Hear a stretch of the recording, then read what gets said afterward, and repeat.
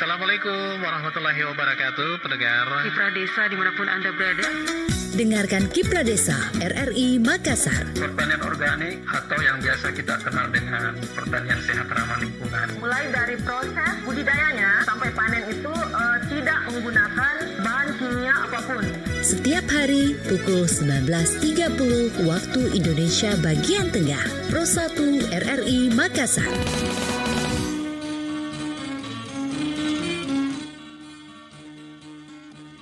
Kiprah Desa Pro 1 RRI Makassar.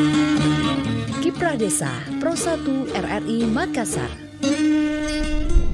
Harapan kami agar pelaku utama budidaya di Paranglai khususnya bisa mengembangkan budidaya udang windu. Sebelumnya tahun 70-an ini mangrove habis ditebang oleh masyarakat. Ini adalah bibit yang telah menjalani proses pengujian dan ditandai dengan pemberian label mutu bibit. Assalamualaikum warahmatullahi wabarakatuh dan selamat malam pendengar Pro 1 dimanapun Anda berada. Senang sekali saya Irsan Lipit kembali menemani Anda pendengar untuk mendengarkan siaran Kiprah Desa di Lintas Makassar sore kali ini. Dan saya tidak sendiri, pada kali ini pendengar saya sudah ditemani dengan dua narasumber hebat saya. Datang jauh-jauh nih untuk mengajarkan kita bagaimana untuk bisa jamur tiram dibudidayakan sebagai tanaman pekarangan, dan juga ternyata budidaya jamur tiram itu mudah untuk bisa dibudidayakan. Tema kita kali ini, jamur tiram sebagai tanaman pekarangan, mudah dibudidayakan dan multi manfaat. Nah, ini menarik. Bersama dengan dua narasumber saya perkenalkan terlebih dahulu. Ada Bapak Muhammad Umar selaku petani jamur tiram. Assalamualaikum, Pak. Waalaikumsalam. Apa kabar? Sehat? Sehat, alhamdulillah. Alhamdulillah. Dan berikutnya saya juga telah bersama dengan narasumber kami yang lain, Ibu Nurlia. Beliau adalah Ketua KWT Simbang Sejahtera. Saya coba ngobrol dulu. Apa kabar tak ini, Bu Nurlia? Alhamdulillah sehat, Kak. Alhamdulillah sehat. Nah, menarik mendengar. Ngobrol seputar tentang tanaman pekarangan ini selalu menjadi bahan yang menarik karena bagaimana memanfaatkan pekarangan kita untuk bisa menghasilkan pundi-pundi tambahan untuk perekonomian kita, terutama untuk kita yang tinggal di kota. Apakah bisa nih di kota kita memanfaatkan lahan kita mungkin halaman belakang atau mungkin di depan rumah untuk dijadikan sebagai ladang untuk menghasilkan atau menambah perekonomian kita lewat jamur tiram ini. Nah, menarik, bersama dengan dua narasumber kami pendengar Pro 1 dimanapun Anda berada, tentunya Anda juga boleh berkomunikasi dan bertanya langsung bersama dengan dua narasumber kami lewat line telepon 0821 3333 9440, atau Anda juga bisa menyaksikan kami secara live di media sosial kami lewat fanpage Facebooknya kami di Pro 1 RRI Makassar dan juga akun YouTube kami di RRI Makassar. Saya langsung ngobrol deh bersama dengan narasumber saya. Mungkin pertama saya ke Ibu Nurlia dulu nih, sebagai Ketua KWT Simbang Sejahtera. Bu, saya tertarik untuk ngobrol bersama Ibu pertama.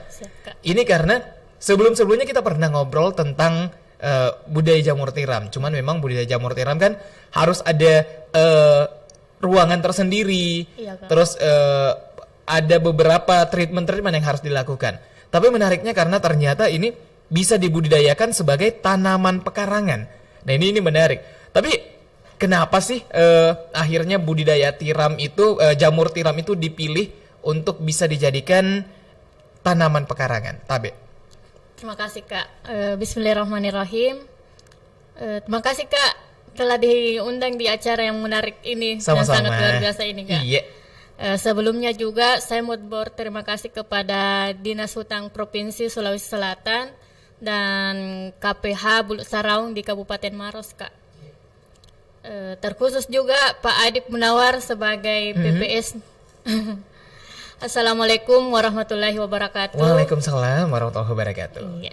Jadi pertama kali kami budidayakan jamur tiram ini, Kak, cuma coba-coba. Oh, oke. Iya. Hanya ingin menjawab rasa penasaran kami. Iya. Kenapa? Karena sebelumnya di tempat kami sudah ada beberapa teman bahkan tetangga yang membudidayakan jamur tiram ini, Kak. Iya. Saya lihat bertanam jamur ini kayaknya mudah untuk dilakukan baik di rumah maupun di pekarangan rumah, Kak. Oke. Iya. Jadi perlu kita ketahui jamur tiram ini substrat tumbuhnya menggunakan limbah kayu. Oke. Limbah kayu. Iya. Kak. Nah, ngobrol-ngobrol tentang akhirnya bagaimana bisa dari coba-coba, Iya. dari rasa penasaran, akhirnya dari hasil limbah itu bisa ditumbuhkan ternyata. Iya. Nah, kalau ngomong-ngomong tentang limbah, boleh digambarkan sedikit nggak sih Bu? Bagaimana sih sebenarnya, ya sederhana saja lah, bagaimana itu untuk gambaran tentang pertumbuhan dari jamur tiram itu sendiri? Ya Kak, terima kasih Kak. Menarik Kak, ini mungkin yang sangat menarik untuk kita bahas, yang perlu kita pahami Kak. Prosesnya terbilang mudah sekali Kak, mudah. Cukup kita mencampurkan serbuk kayu dengan yang limbah kayu tadi itu ya? Iya, limbah kayu dengan dedak kulit padi. Dedak kulit padi dan ditambahkan sedikit kapur pertanian. Oke. Berarti bukan kapur tulis ya? Bukan ya? Oke, kapur ya. pertanian. Bukan juga kapur bangunan. Beda juga itu. Iya, Oke nih. beda, Kak. Jadi kapur pertanian ya pendengar, Iya, jangan Kak. sampai salah kapur lah ya. Serta menambahkan air secukupnya. Oke. Iya. Nah, apakah dibutuhkan ini? Kan biasa kayak ada bibitnya atau sebagainya, apakah spora ya biasa Iya, bilangnya. Itu dibutuhkan juga atau mungkin bagaimana? Dibutuhkan Kak. Itu dibutuhkan Setelah juga. pencampuran itu bahan-bahan kita kompos selama beberapa hari. Oke. Iya Kak. Beberapa hari media yang sudah dikompos kita masukkan ke dalam plastik ukuran Iya. PP. Habis itu media plastik disterilkan dengan cara dikukus. Iya, dengan cara dikukus dengan suhu dan tekanan yang tertentu. Oh, oke. Setelah media dikukus atau disterilkan, Iya. kita pindahkan untuk melakukan penanaman bibit. Nah, disitulah penanaman bibit yang dinamakan inokulasi. Oke. Iya. Jadi di situ baru dimulai. Dimulai Kak. Oke. Habis itu masih ada prosesnya lagi.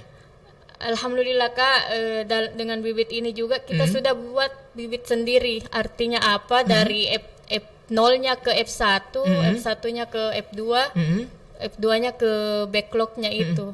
Maaf Pak, belum sempat bawa ke backlog. Oke, nggak apa-apa. Nah, ngobrol-ngobrol tentang jamur ini tentunya karena awalnya mungkin hanya penasaran. Dan akhirnya dicoba ternyata bisa. Nah, yang menarik karena akhirnya dipilih jamur. Rasa penasaran itu kenapa sih pilih jamur? Emang ada khasiatnya dan sebagainya. Tapi kalau ngobrol tentang itu kayaknya lebih tepat saya ngobrol bersama dengan Pak Umar deh. Nah Pak Umar, saya menarik nih, dipilih jamur tiram. Ini kan jamur tiram cukup populer akhir-akhir ini, beberapa tahun terakhir. Ya, benar. Beberapa tahun terakhir jamur tiram itu populer. Walaupun sebelum-sebelumnya kita warga Makassar, kalau jamur kayaknya masih agak kurang familiar. Entah sekitar 5 berapa tahun terakhir, itu jamur akhirnya populer. Masuk di Makassar dan akhirnya warga Makassar tidak merasa ragu untuk mengkonsumsi jamur begitu Pak. Tapi sebenarnya ada nggak sih kandungan nutrisi dari jamur itu, ataukah hanya selembar-lembar warna putih jamur yang dimakan atau bahkan beracun lagi? Baik Pak Umar. Baik, terima kasih Kak. Ya, jadi sebelumnya saya juga mau berterima kasih telah diundang di acara yang luar biasa pada sore hari ini. Iya.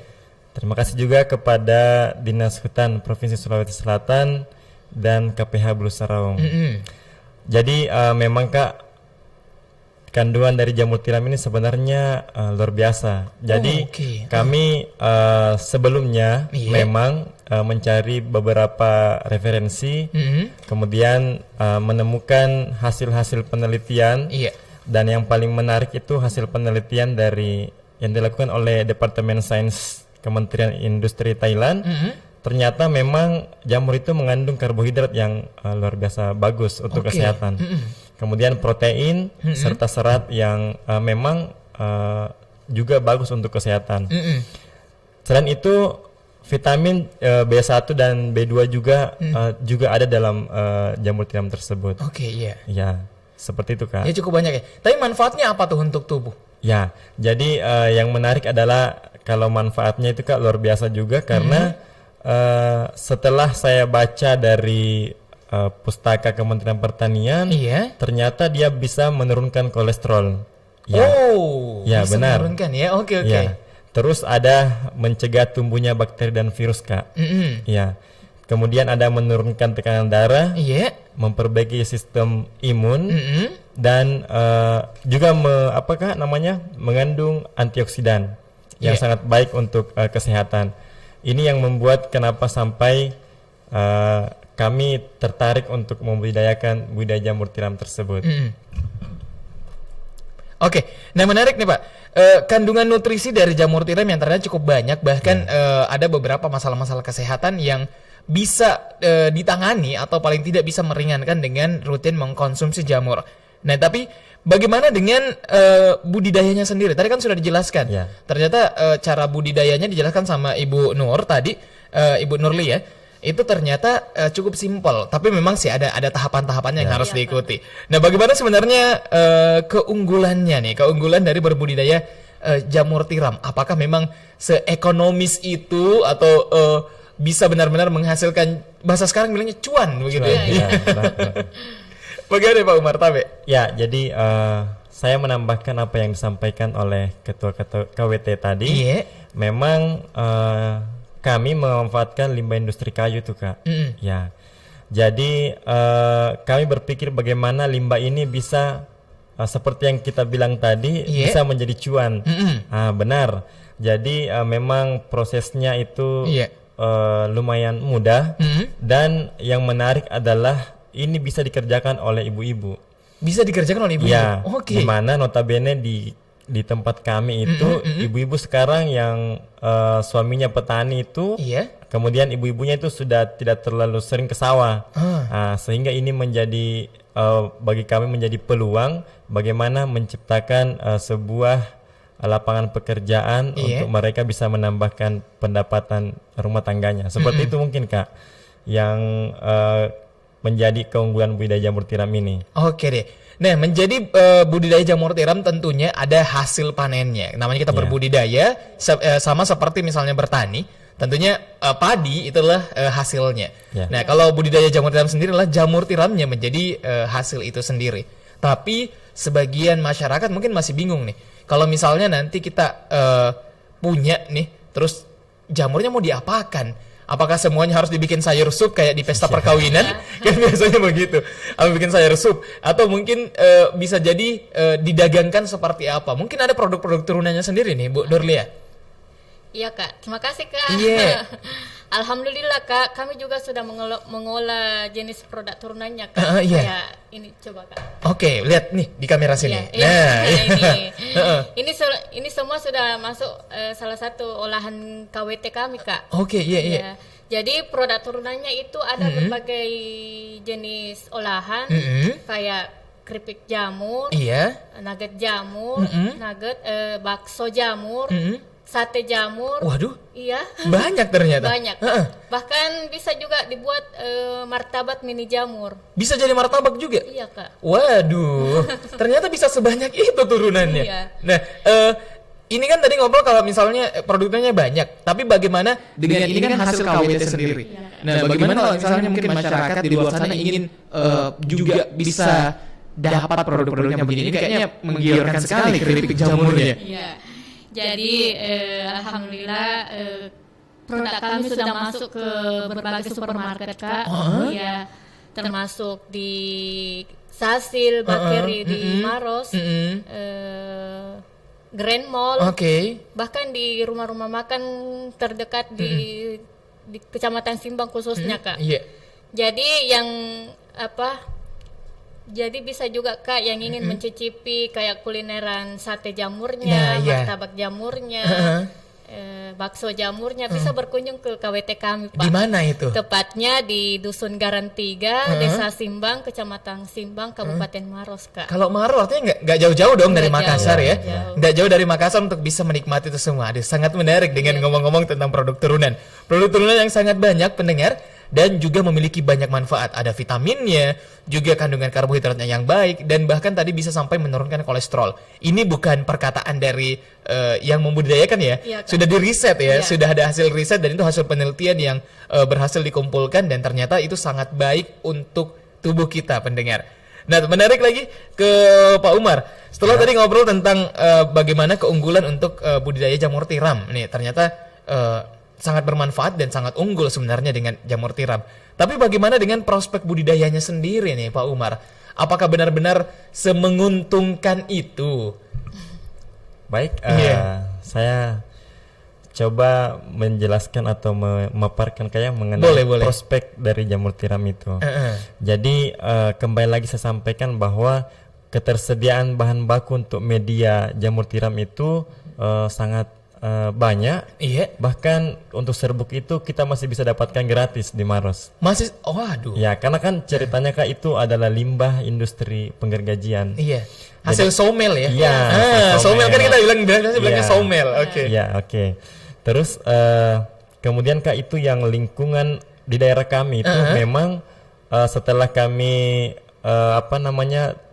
riset-riset ternyata memang cocok untuk penumbuhan jamur tiram tersebut. Iya.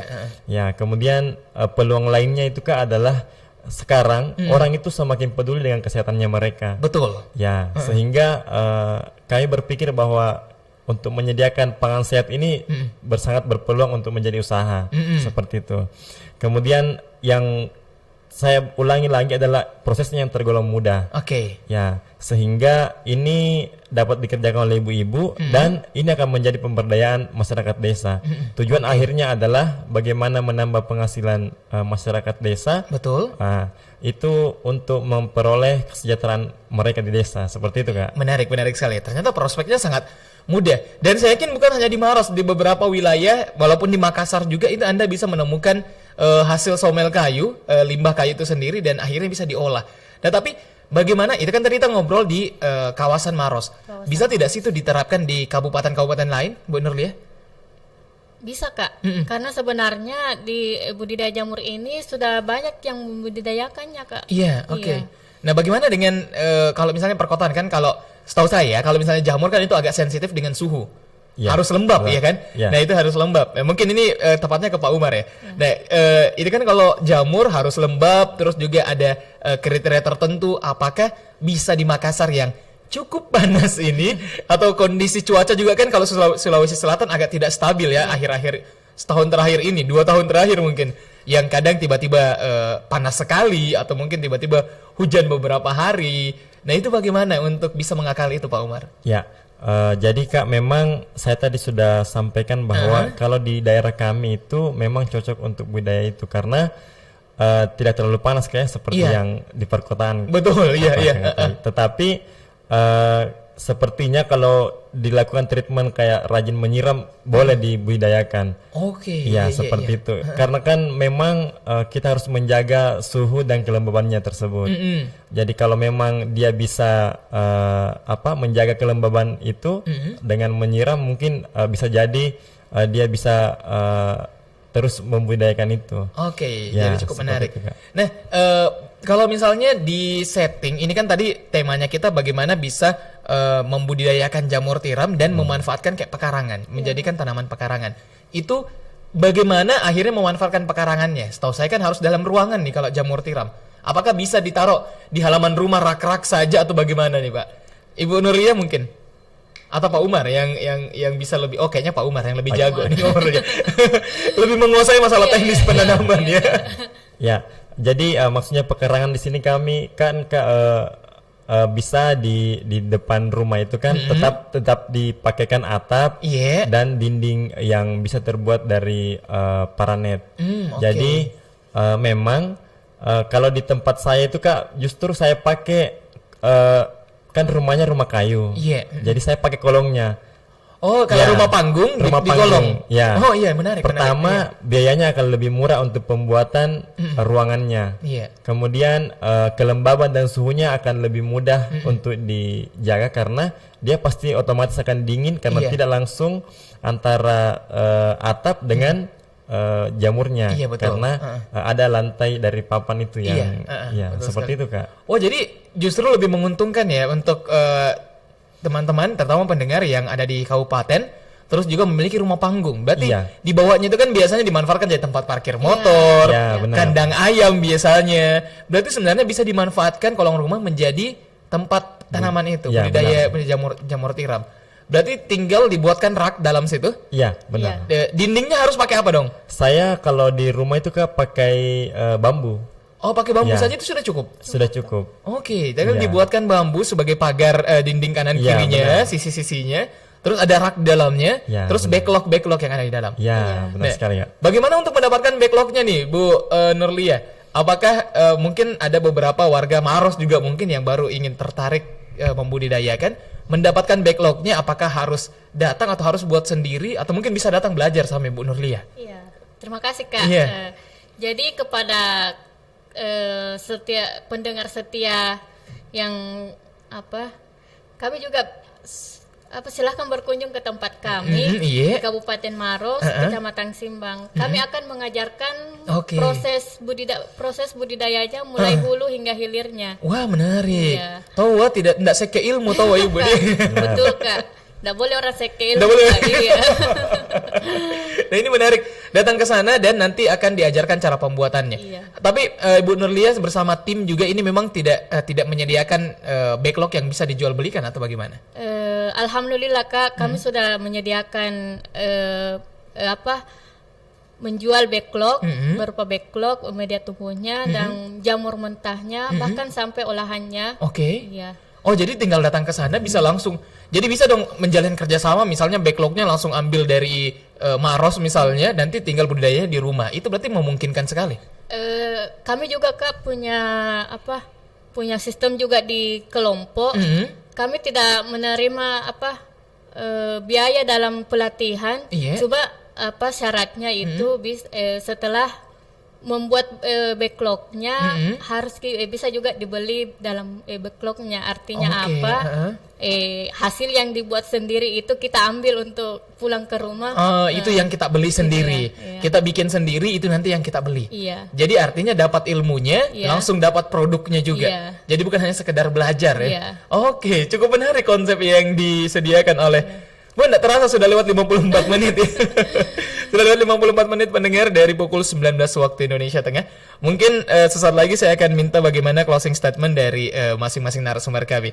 Terima kasih banyak terlebih dahulu untuk seluruh pendengar Pro 1 dimanapun berada, dan juga seluruh yang menyaksikan kami di media sosial, entah itu di Facebook atau mungkin di YouTube-nya kami. Saya ke Pak Umar dulu. Pak Umar, closing statement nih Pak Umar.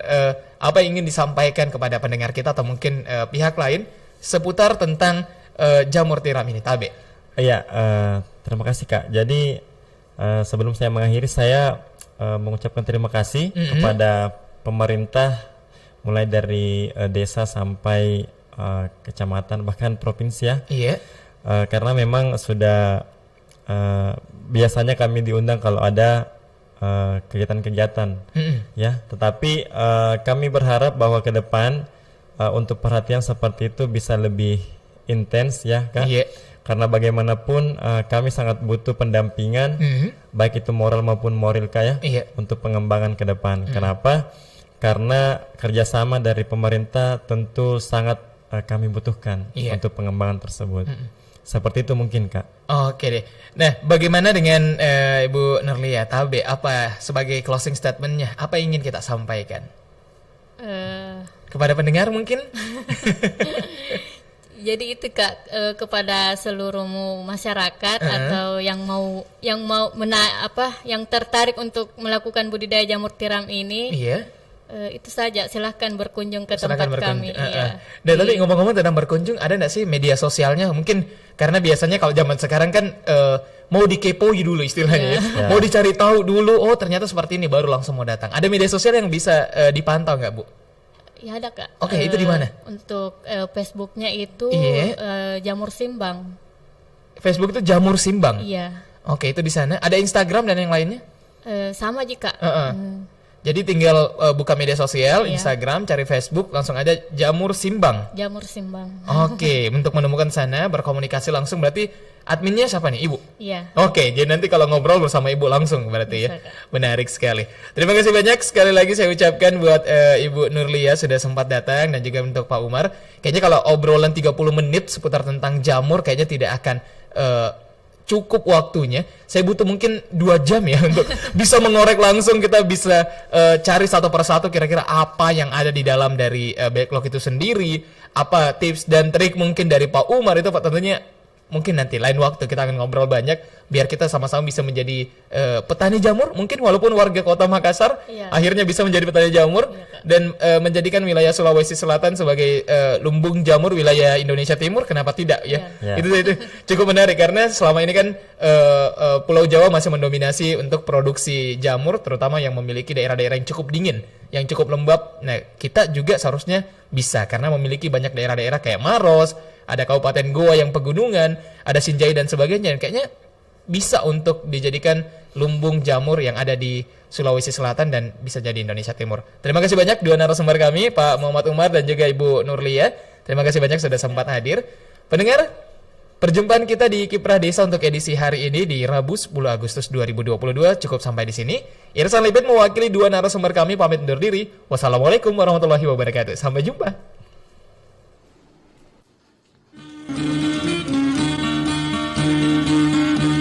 Kiprah Desa Pro 1 RRI Makassar. Harapan kami agar pelaku utama budidaya di Paranglay khususnya bisa mengembangkan budidaya udang windu. Sebelumnya tahun 70-an ini mangrove habis ditebang oleh masyarakat. Ini adalah bibit yang telah menjalani proses pengujian dan ditandai dengan pemberian label mutu bibit.